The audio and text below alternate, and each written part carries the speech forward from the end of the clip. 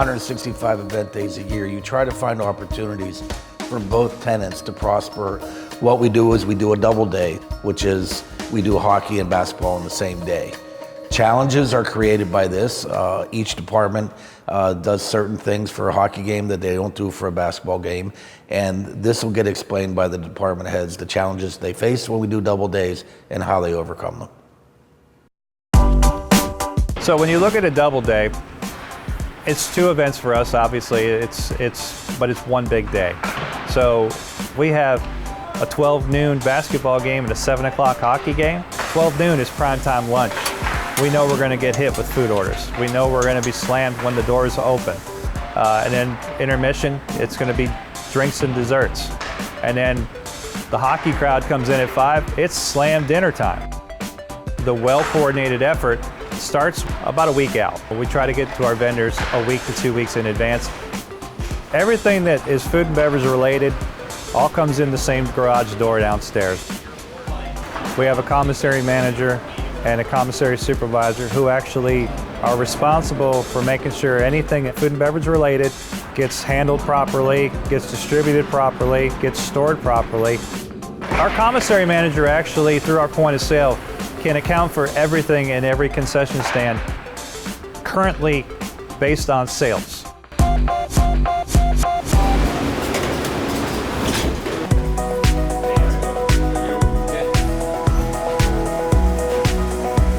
You have to be as prepared in advance as you possibly can. So when the staff arrive 2 days out, they're prepping the items that can be prepped 2 days out. We're cutting fruit trays, we're cutting vegetable trays, we're prepping cakes, portioning up chicken wings in a pan before they get fried. Things that can hold and still be fresh as possibly can be, that's done 2 days out. When you go to the PNC Arena, you gotta try the barbecue. We use the pork butt. We don't do the shoulder with the bone or anything, it's all individual. So about 80, 90 of them go in there. Simple seasoning, can't tell you that recipe, but it's simple. The smoke, it's driven by the wood smoker, but it's also propane driven. It holds it constantly at 275 degrees for 12 hours. So the guys load it at night. The day crew comes in at 7 o'clock in the morning, pulls it out, they wrap it, they seal it, they cool it properly, and then getting ready for the event, we bring it slowly back up to temp. The uniqueness is we don't pull it until we're ready to serve it. It sits whole shoulder until we're ready to do it. It is a signature of ours. It is the North Carolina Barbecue Company. It only exists in this building. Our chef downstairs, he has a giant cauldron, for lack of a better term, that he makes the sauces in once a month and puts them in the gallon jugs and then puts it in the cooler. We do our Eastern sauce, we do our Western sauce. We also have hot sauce down there. The slaw is made fresh day of. The guys make it that morning. It's got a crunch to it. It blends very well with the barbecue. All that's made day of.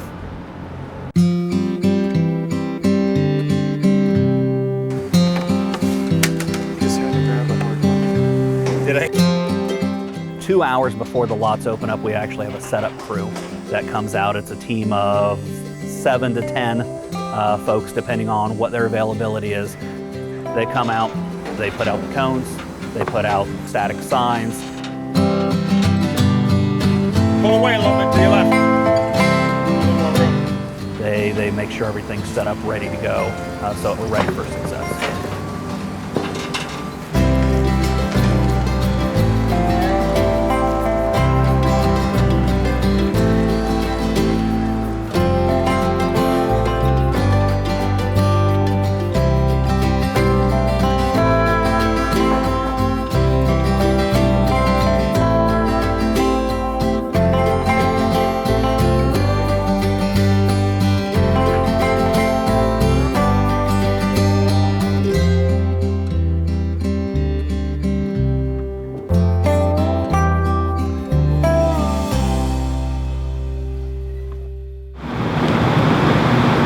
Miss Lady, I'm glad to see you got here. Good morning. How you doing? Good. All right, well, we got some lunch here. Working on it. Thank you.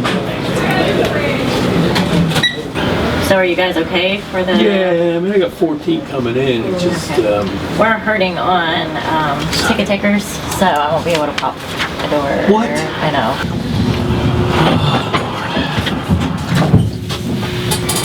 we're gonna have some fun today. We'll go over the timetable for today. Parking lots open at 9. NC State and South Carolina State should be arriving around 9 as well. Our media entrance opened up at 9. Student queuing will begin at 9:30, phase 1, 9:30. Myself and Ron Biscotti will be here from Event Security. Also to mention about Santa Claus, we're using dressing room 3 for him, Jack. Yep, so be aware of that. We're doing 2 events today, so a couple reminders for the staff. Please stay off the elevators today, especially the north elevators. So if they're going up and down the stairs, just use the staircase. If they're going up one or two flights. We really need all of the elevators for today's changeover. Unfortunately, this building only has one freight elevator, and the north end of the building, which is all the food comes from, has one passenger elevator. So we have to share that with the 700 employees that are coming in the building, getting to their locations to work. We have to be in place before they start using the elevator traffic. When the basketball game ends, housekeeping needs the elevators to get the trash out of the building. So we lose the elevators during that time. So we actually work with the event staff and coordinate elevator times. You don't want trash and food going in the same elevator. So we actually use the passenger elevator for food and beverage. Housekeeping with their big dumpsters uses the freight elevator, and we have to make sure that there's no passengers on the passenger elevator. All right, Jerry, get everybody in here. All right, y'all, come on in. Happy Double Day, everybody! Yay! We got some birthdays to give out today that are here with us today. So we'll go over wanding techniques. So just to kind of refresh people on that. A couple things regarding today's events. Tip off at 12:05, game should end at 2:05. We have about 692 students. No overtime, John. We have no overtime, John. But again, we need to get the building clear, especially on the floor. Everybody needs to get above the walls.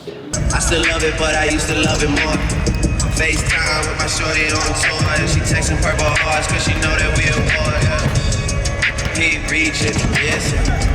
Headed for mistakes, not a missing. Let me call my bros for the system. You gon' make me call my bros for the system. Keep reaching, missing.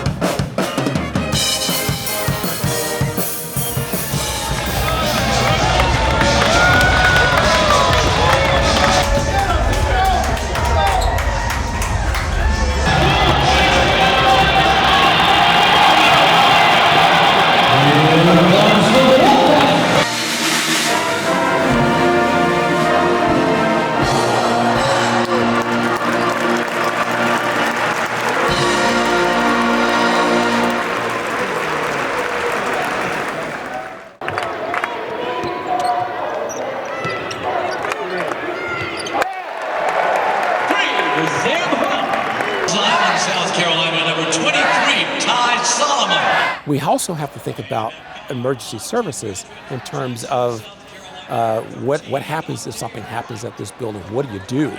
Where do you go? Who do you take? All those type of things. Okay, let's get it.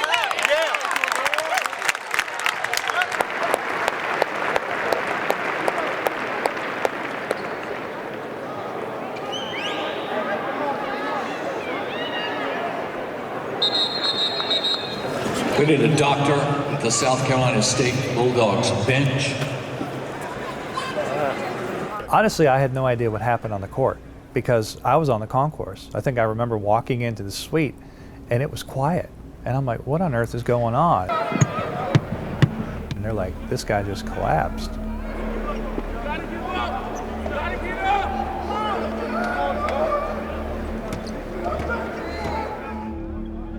I think everybody's heart dropped, and at that moment you forget all about what your job is. You just worry about and you pray for that soul. It was a scary moment because he had flatlined.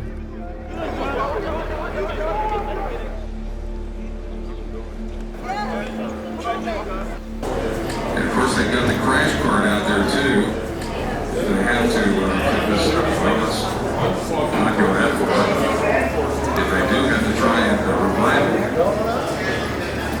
There are thousands of people in this building right now, and it is scary how quiet it is. So now you had a young man on the court itself with 18,000 people in the building looking on in a hush mode. And they're looking at you to make sure that you're treating them and treating them good, that you got the proper people there that are handling it, but they want to look at what you're doing. So they're there looking at you and all your policies, procedures, everything else in place.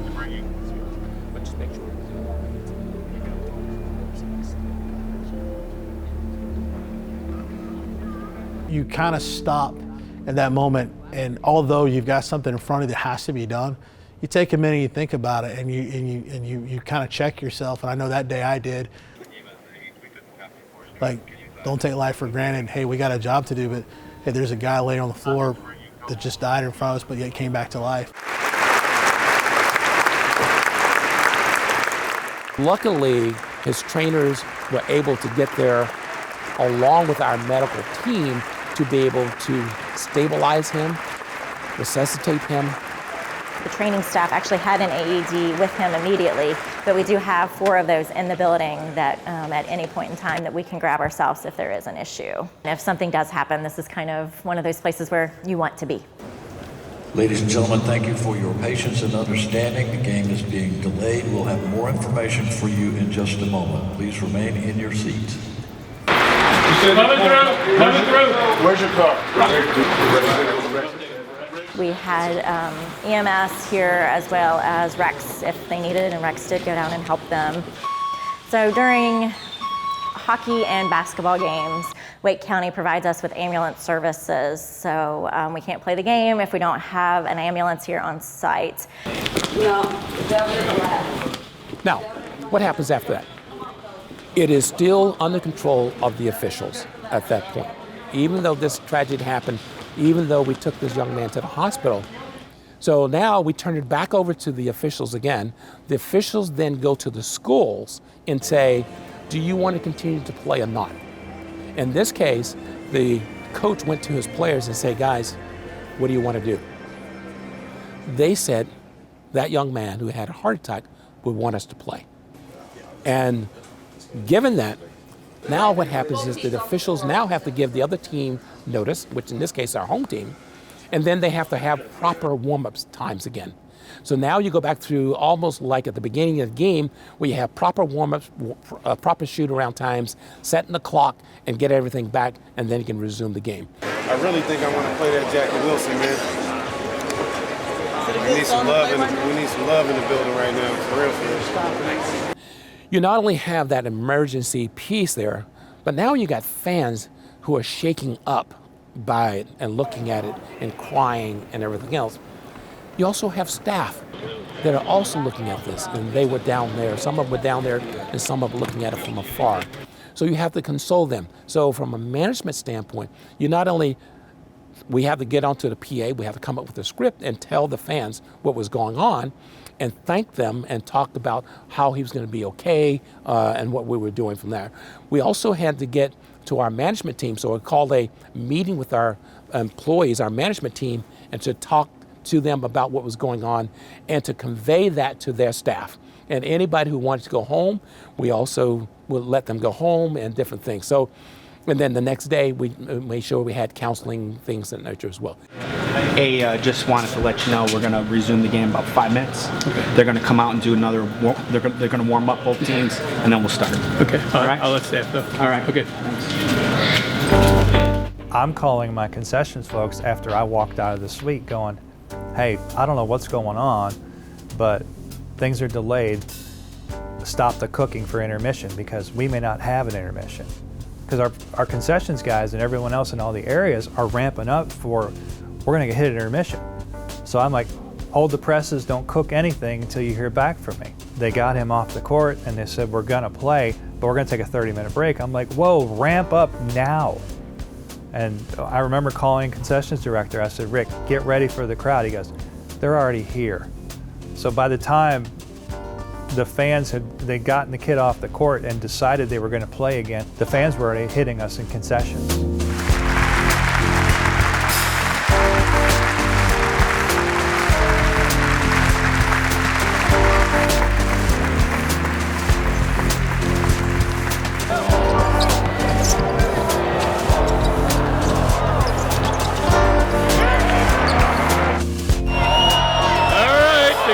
Heading up the hills.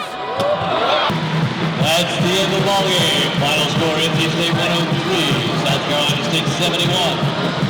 Wolfpack's next home game will be in Reynolds Coliseum. Oh boy.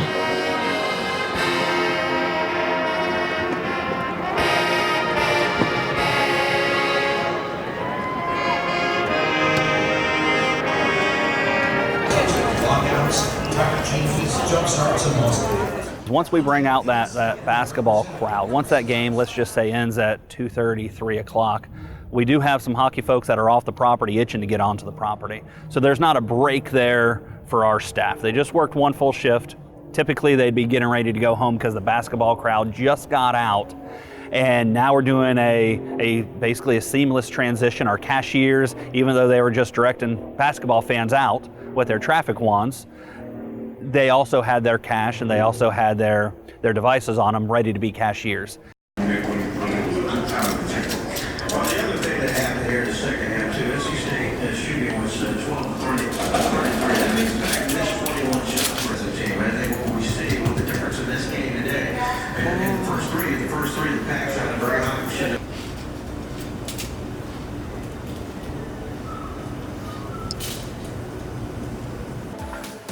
Roughly, you're probably looking at 100 housekeeping staff throughout the building. That's bathrooms, concourse, trash cans, in the seats, every level, locker rooms, dressing rooms. Everything has to happen at the same time. And for them, their time is more limited because they're waiting for the away teams to get out of some of the rooms and the other teams to get in. So they probably have a narrow window of like an hour and a half, sometimes even an hour to get it. So that all happens or tries to happen at the same time. On the arena floor, we probably have 70 operational staff, probably another 10 to 15 production, another 10 to 15 TV crew. We probably collectively have 250 people directly involved with flipping this building.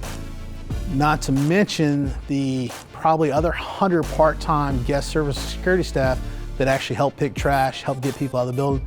You're probably looking at over 300 people to make that flip happen. But even though my core group of 70 of operations, I'm gonna say, hey, they're the most important, but they're not. Without the other 200 people that play a part, we don't get that changeover done in an hour and 20 minutes. So it's a true team effort. Yeah, some of the heavier lifting gets done on the floor, but it takes everybody picking trash, mopping areas, make sure bags are in place, and then just make sure we're not missing a detail going to the next event.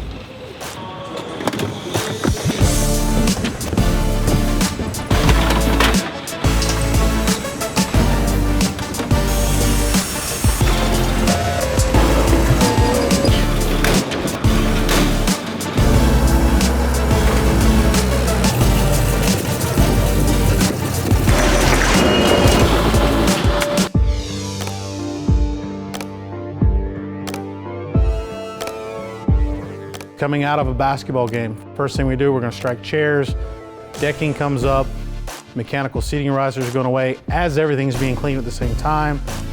As soon as production is clear, the court gets picked up.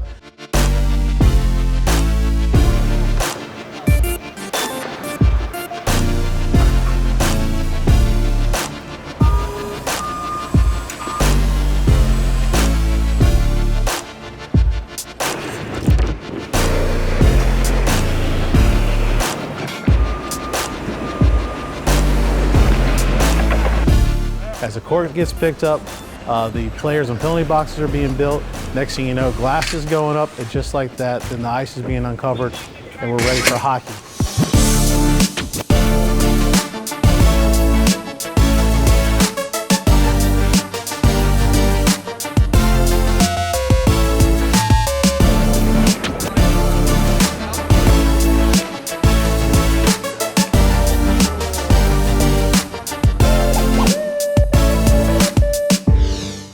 record time here is an hour and 11 minutes.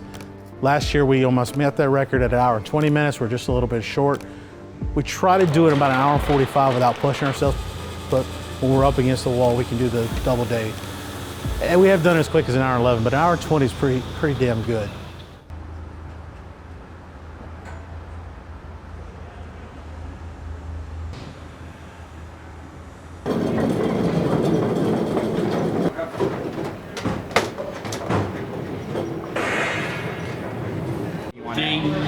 All right, everybody. Round 2 tonight. Hurricanes versus the Florida Panthers. Tonight is Star Wars night. So everything related to the in-game entertainment will be dealing with Star Wars. Our Star Wars characters and handlers, there's a total of 62 of these people. They're wearing a silver wristband. They all should be already entered through the loading dock.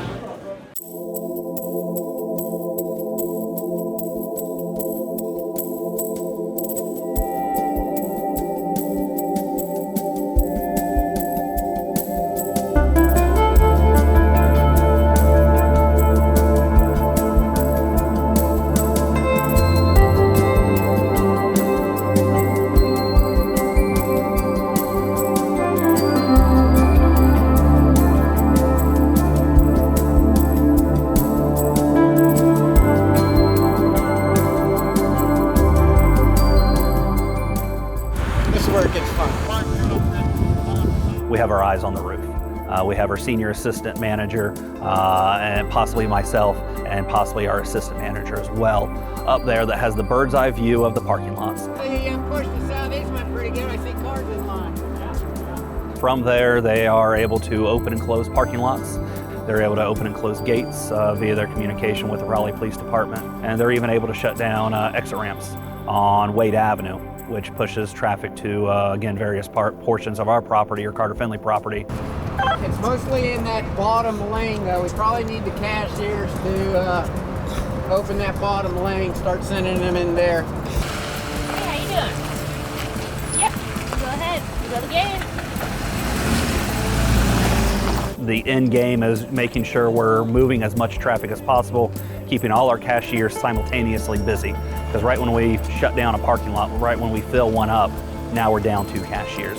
So if we can keep the property as even as possible throughout the entire ingress, we're working with more cashiers, we're processing more cars, we're getting everyone parked quicker.